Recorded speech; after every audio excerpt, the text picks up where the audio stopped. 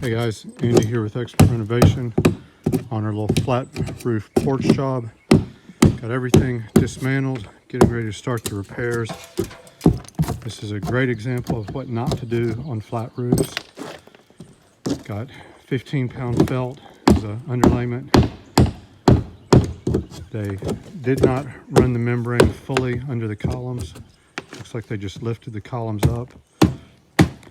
Created a water trap. This is relatively new OSB sheathing, but in any case, we've got it under control now. We're going to pull the drip edge off, get this rotten wood cut out, get our CertainTeed flint lastic cap and base system put on, new commercial 3x3 drip edge, get our columns repaired, Chippendale railings put back in place.